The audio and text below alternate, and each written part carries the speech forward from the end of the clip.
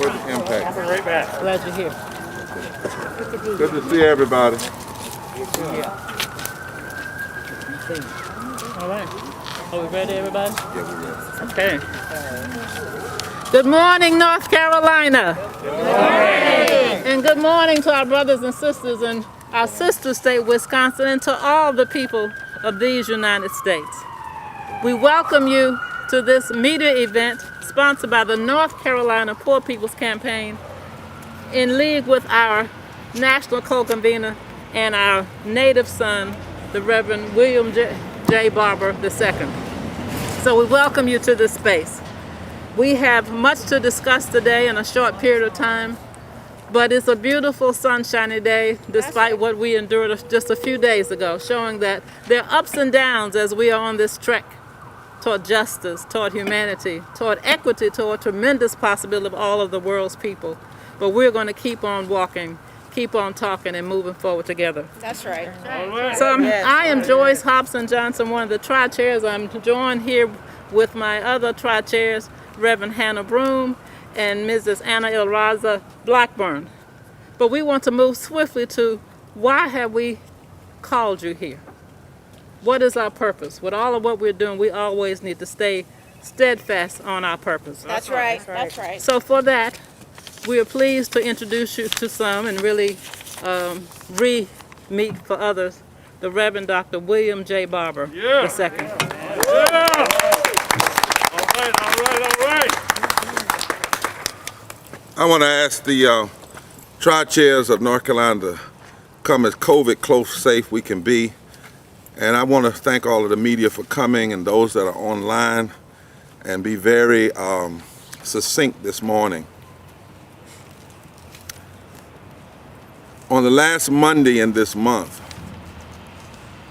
we will have a mass Moral Monday event right here on Bicentennial Mall. And it will include also persons, particularly impacted people, impacted by poverty, low wealth, racism, environmental degradation, lack of health care, the war economy, false moral narrative, religious nationalism, from South Carolina, Anna, and from Tennessee, and from Virginia. This is a part of a 12-stop tour, national tour, that started in Alabama on Love Day, February 14th, with southern states. And all of this is leading to the mass Poor People's Assembly, Poor People's Low-Wage Workers Assembly, and Moral March on Washington and to the polls. Woo! Woo! I want Rob to step up. He's one of our deputy national mobilizers.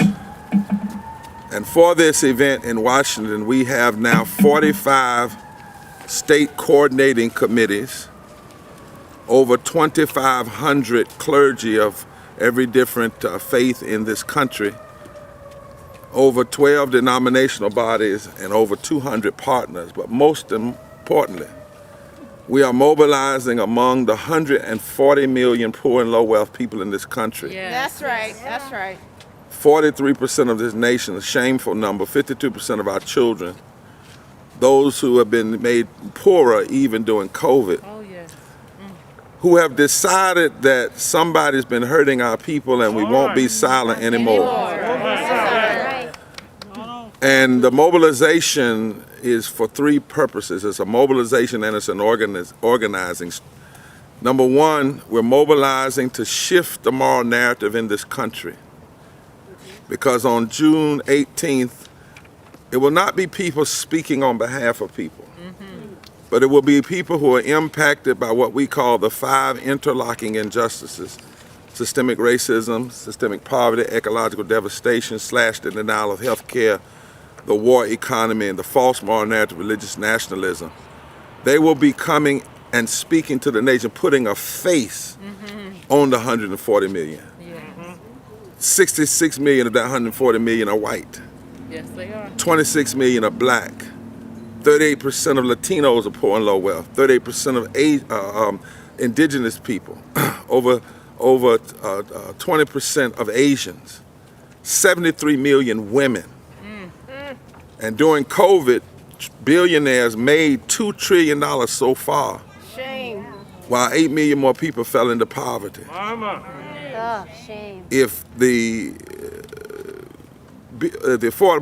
American Rescue Plan had included the provision we fought for, and that is for all people to be eligible for a $15 minimum wage last February, Yeah.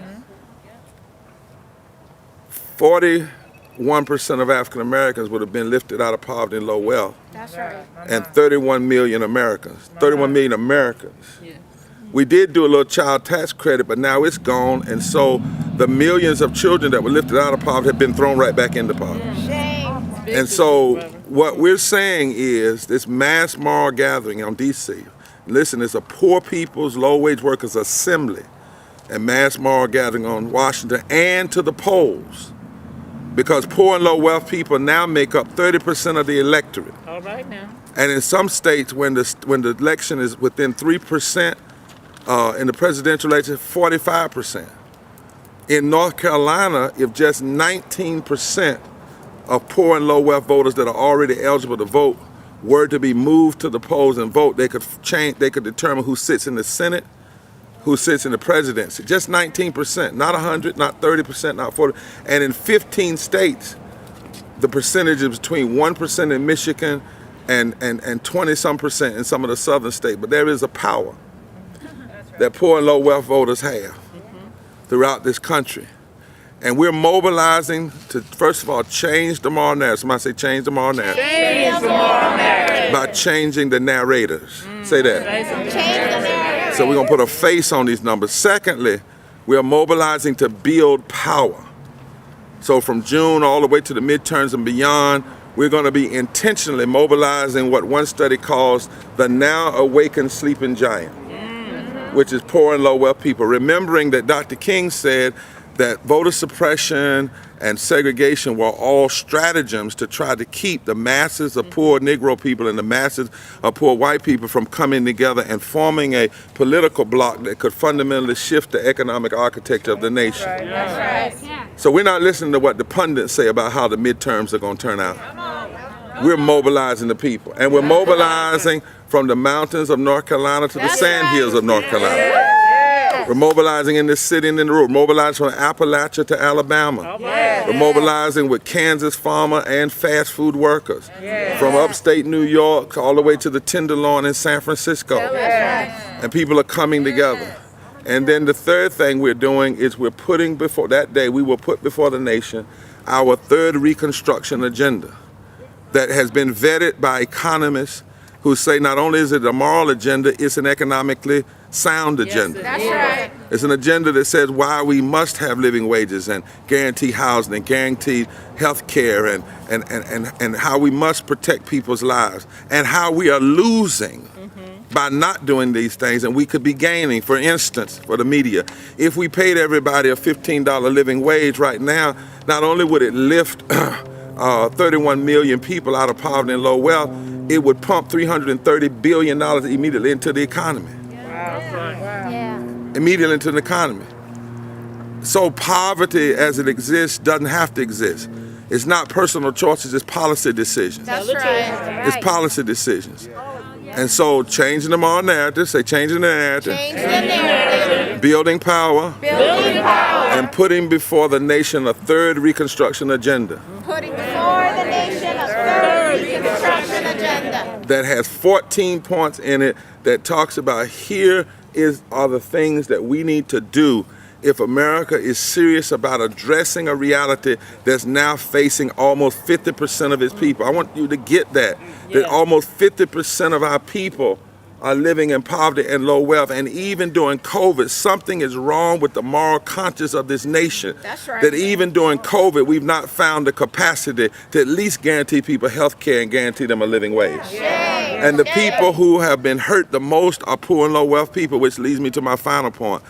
On April the 2nd, during and 3rd, 4th, the weekend of the anniversary of the terrible assassination of Dr. King, we are releasing a report. Jeffrey Sachs, one of the leading economists, and over 50 economists are joining with us to release a report on what's the real truth about the nearly 1 million people who have died. What's the real truth about how poor and low wealth people are the ones who've really died? Yes. What's the real truth about how poor and low wealth people have been hurt during COVID that didn't have to be hurt because they were already suffering before COVID ever hit, and 700 people were dying a day from poverty That's right. and low wealth before COVID ever hit. 250,000 a year. Yes. And it does not have to be. This is the point. That's right. So we're coming across this moral movement. It's a movement made up of all races, creeds, colors, sexualities. Everybody's welcome to come. We're joining in. It's not a one-day event, it's a declaration That's right. that we won't be silent anymore. It's not a moment, it's a movement. Yes. Movement. It is the people coming together who have the moral authority and, yes, Joyce, the power That's to right. shift this nation Yes. That's right. by being unified together. Yes. We are doing 12 of these stops. The one we're doing here on the, what's that date? 28th 28th. March. 28. Over 35 organizations, Anna and Joyce and Hannah and others have brought together over 35 organizations in North Carolina for this Mass Moral Monday. The last stop we're doing, you should know, and I close, is going to be in Tennessee and Memphis. Memphis, yes. Because we're not going to let this movement remain assassinated on a balcony in Memphis. That's right. That's right. For 54 years, Yes. we've dealt with the assassination. Now it's time for the resurrection. Resurrection. We don't need violent insurrections. That's right. We need a moral resurrection. And we are going to be that moral resurrection. That's right. And in June 18th, we will have the largest gathering of poor and low wealth people, religious advocates, and others ever in the nation's history to make it clear to this nation that to continue down this path of not addressing and fully addressing poverty is constitutionally inconsistent, it's morally indefensible, it's politically insensitive, and it is economically insane. That's right. Right. And we will not stand for the insanity anymore. That's right. And we promise you on that day that the people who will speak will be impacted persons, That's right. because they are the greatest moral authority for why we must change. We're not going to beg America, to beg a government. No. We're offering this country a future, Yes. That's right. because we cannot exist as a nation with this kind of stress and strain on our everyday reality, where nearly half of the people live in poverty and low wealth in the richest nation in the history of this world. So I'm honored to be able to step up for a minute, but now I need to step back and let the North Carolina folks speak. Tennessee is coming, Virginia is coming. We'll be right here. All roads lead to DC, June 18th, 2022. And I'm honored to be one in the number and just to be a servant with all of you. God bless you. Thank you.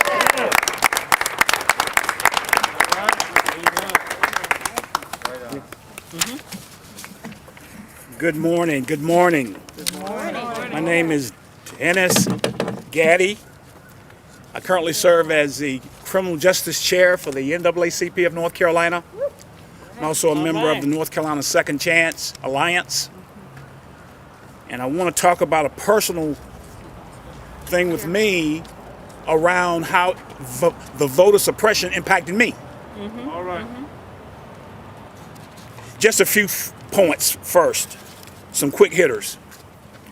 There are approximately 5.1 million people are disenfranchised due to a felony conviction. 5.7 million. 1 out of 44 adults, 2% of the U.S. voting eligible population is disenfranchised due to a current or previous felony conviction. Wow. In 3 states, Alabama, Mississippi, and Tennessee, more than 8% of the adult population, that's 1 in every 13 people, Mama. is disenfranchised. Disenfranchised. Shame. Shame. 1 in 16 African Americans of voting age is disenfranchised, a rate of 3.7 times greater than that of non-African Americans. Over 6.2% of the adult African American population is disenfranchised compared to 1.7% of the non-African American population. Just a few things to key in on. In North Carolina, in 2021, the Second Chance Alliance, the NAACP, and others filed a lawsuit against the North Carolina legislature, the people right behind us here, That's right. claiming that the current voting structure for people with records is unconstitutional.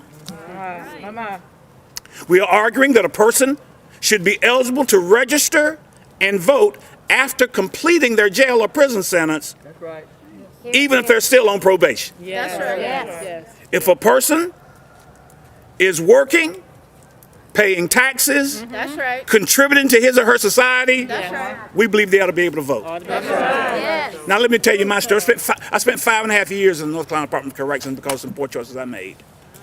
And when I came home, I had a 7-year probation period. Now I come from a very, very strong civic-minded family. My mom was all over the place getting people registered to vote. My dad was our precinct chair for 50 years. So I was very civic-minded growing up. But yet, when I got out of prison in 2005, for the next 7 years, I couldn't vote, and that allowed me not to be able to vote for the first African-American president. Shame. Shame. So we were victorious in the first round before a 3-judge panel here in Raleigh. And on that day, 56,000 people were re-enfranchised automatically. Yes. But by no surprise, within 10 days, this decision was appealed, and that's currently where we are right now. We've got to be on top of voter suppression. Thank you. Thank you, sir.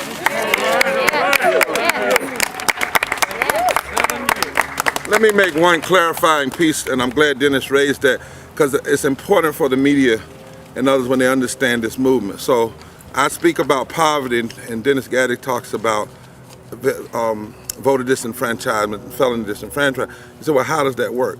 Here's how this movement looks at things.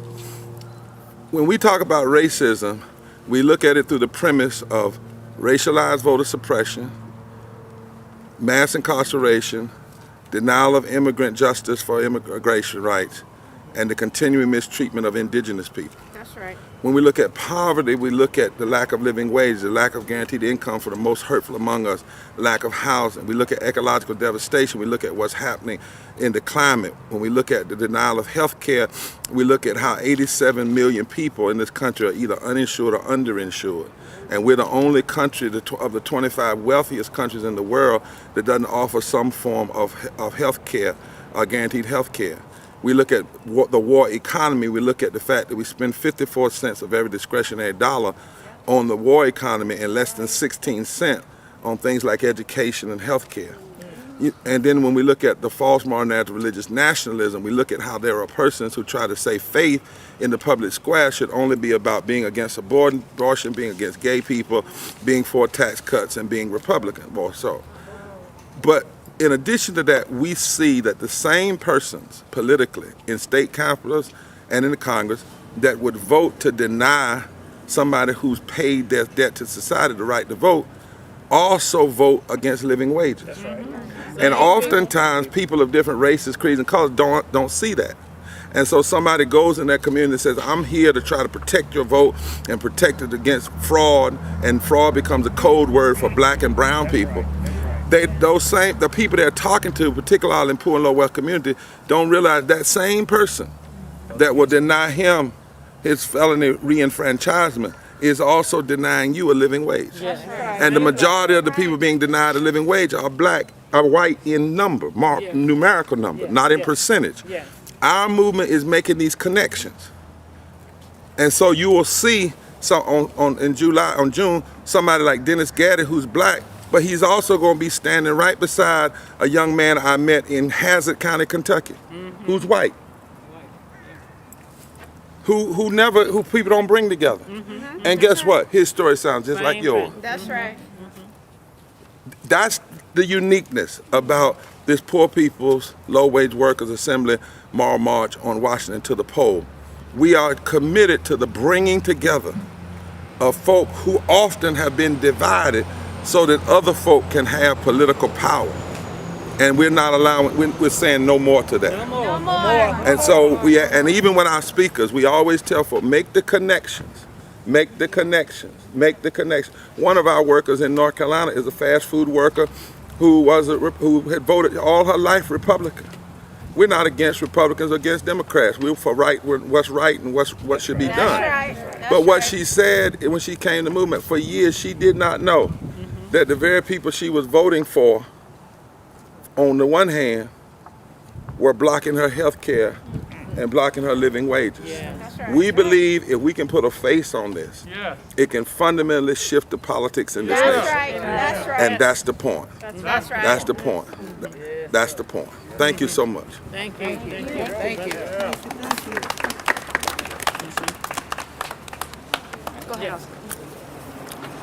Hello everyone, my name is Oscar Pineda. I am a community specialist LGBTQ at Centro Hispano.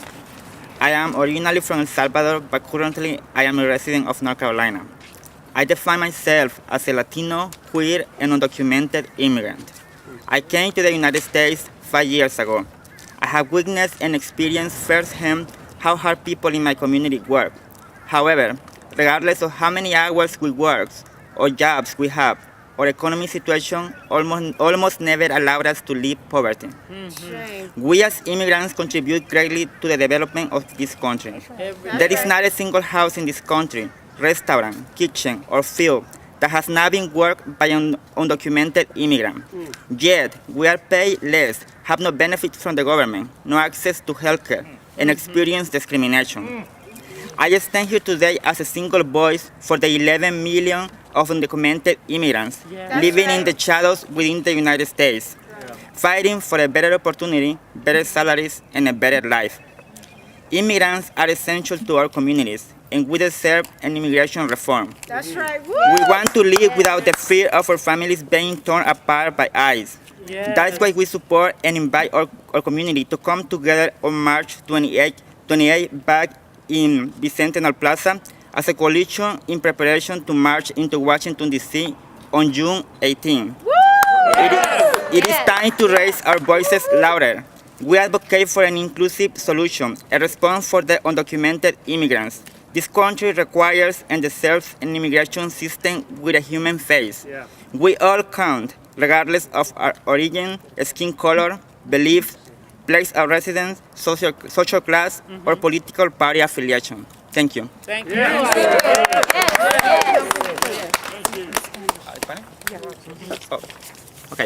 Hola a todos, mi nombre es Oscar Pineda, soy un especialista comunitario LGBTQ del Centro Hispano.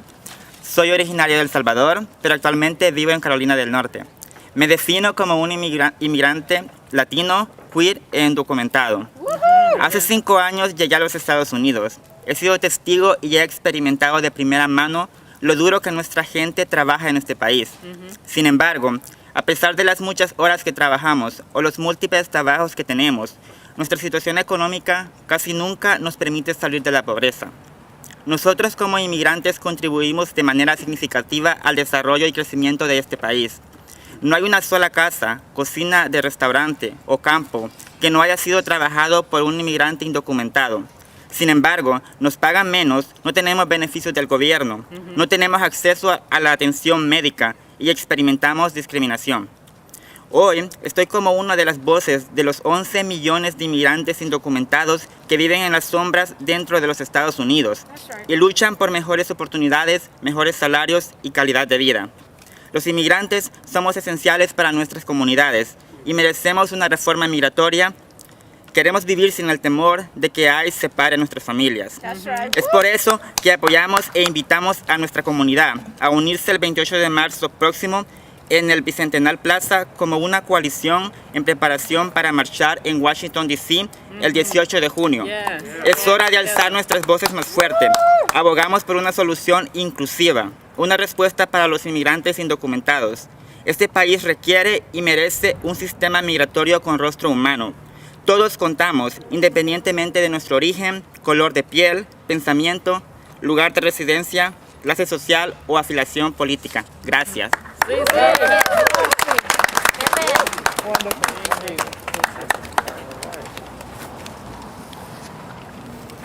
My name is Nancy Petty, and I'm the pastor of Pullen Memorial Baptist Church here in Raleigh.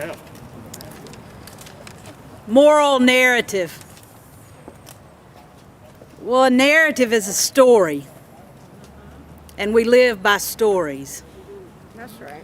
There's a narrative in America that is being told right now. It is a narrative that says the poor deserve to be poor. False. It is a narrative that is based in a philosophy of scarcity, Yes. that there is not enough for all to have what one needs to thrive and to be successful. It is a narrative that says the earth's resources are here for us to pillage and rape. It is a narrative that says that we can't provide health care for those who are sick in body. It is a narrative that says the color of one's skin matters. It is a narrative that says there is only one way to the holy. And it is, my friends, a false narrative. It is an immoral narrative. And we have gathered here today to say that there is another narrative, another story, and we are here to tell that story. It is a moral narrative that tells the truth, that it is our unjust systems that leave people poor, that in America there is an abundance of all the things that people need to pursue life, liberty, and the pursuit of happiness. That's right. Yes. It is our narrative, and it is the narrative that says there are peaceful ways to resolve conflict. Yes. There. It is a narrative that says we are to be stewards, good stewards of Mother Earth's resources. Yes. It is a moral narrative that says that all people of faith, regardless of tradition or the name by which you call your Holy One, all are the beloved. All are loved by the Creator as being created in the image of God. It is a moral narrative that says no matter the color of your skin, you are worthy. You are worthy of a life of dignity, Yes. of respect, and of equality. Yes. We are here to say we will not stop, nor will we be silent until the moral narrative of America is America's narrative.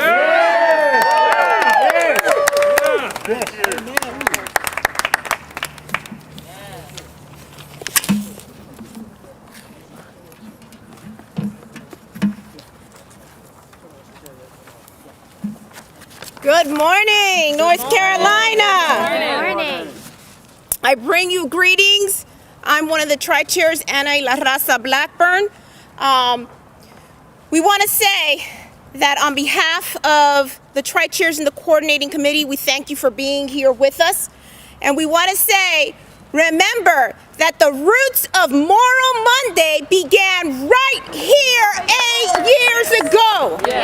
We ask you to join us on March 28th for a Moral Monday revival like has never been seen before. Why? Because lives are dependent on it. It's a do or die midterm election, and the Moral Monday Coalition will come together to say, somebody's been hurting our people, and we won't be silent anymore. So we are almost due to close. Let me allow me a few minutes for some logistics. So on March 28th, we will gather here for a pre-rally at 5 o'clock. And at 5:30 here at Bicentennial Mall, thank you, we will gather right here on Bicentennial Mall where the roots of Moral Monday began. And then the rally will begin at 5:30.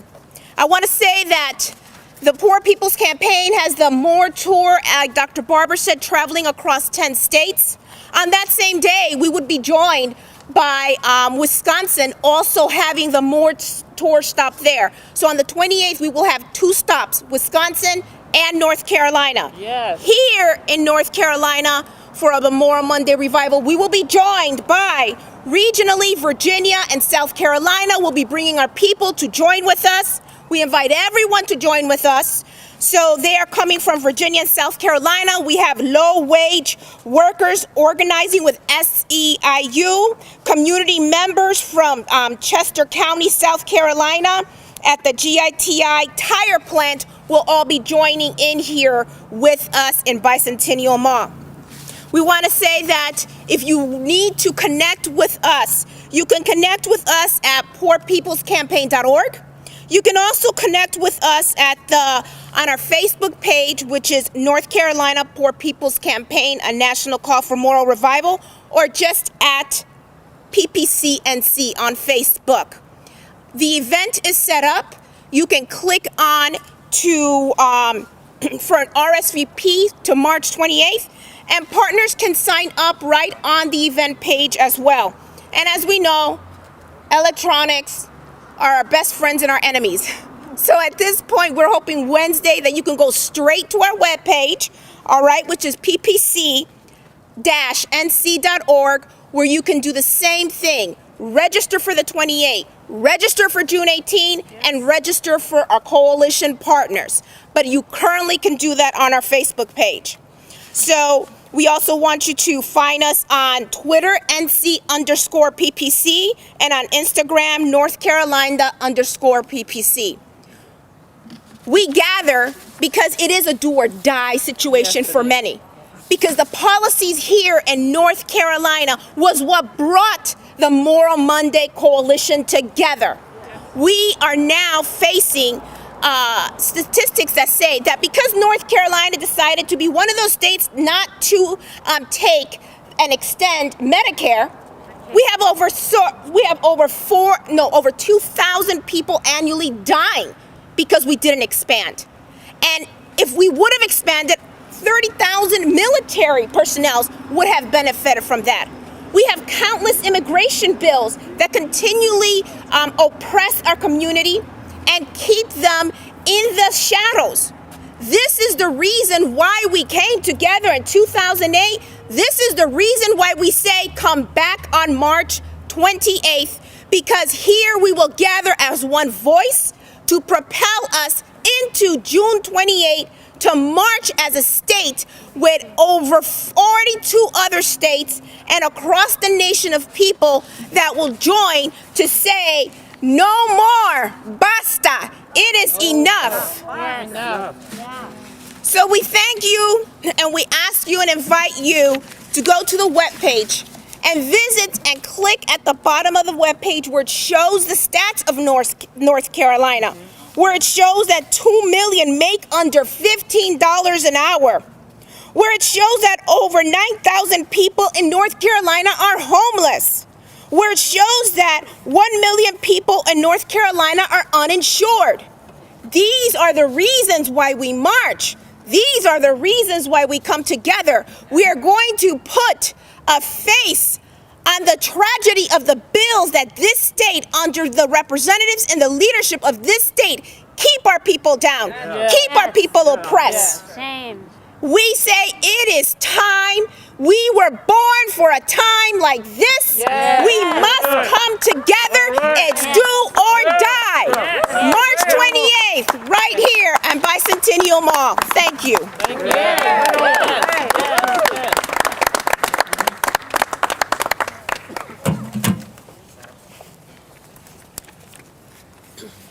Fannie Lou Hamer says, when I liberate myself, I liberate others. Yes. If we don't speak out, nobody's going to speak out for us. Say so. So we are speaking out today. That's right. Righteousness exalts a nation. Hatred just makes people miserable. The humanity of all Americans is diminished when any group is denied rights, granted to others. We must do more to help every eligible person have access to voting. That's right. We must do more to expand access to affordable, quality health care. Yes. We must do more to clean up our air, water, and preserve our land for now and generations to come. Yes. We must do more to preserve human dignity to our brothers and sisters of different ethnicities who seek asylum in this country we are living in. We must do more to fight and annihilate poverty where no one should go to bed hungry or bankrupt for healthcare emergencies. We must do more to change the narrative of the extremist religious nationalism. Inclusively, collectively, and individually, we must stand together for a world where everyone is valued. And we won't stop standing up, we won't shut up, we won't give up until everyone can dream of a world where humankind no other man will scorn, where love will bless the earth and peace its path adorn. We'll dream of a world where all will know sweet freedom's way, where greed no longer saps the soul nor avarice blights our day. A world we dream where black or white, whatever race you be, will share the bounties of this earth, and every boy, girl, woman, and man is free. Where wretchedness will hang its head and joy like a pearl. Attend the needs of all mankind. Of such we dream our world. Let us work together with unmitigated gall for this work of a dream of a world we can share together. We must do more.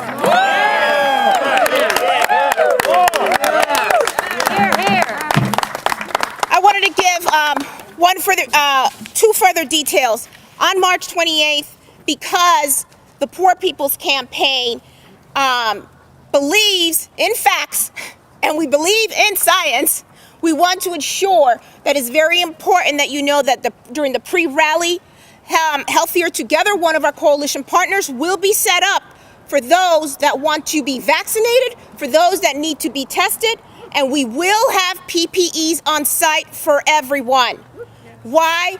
Because we believe in the health of our community. Yes. We will have community health workers on site to help assist that for the pre-rally.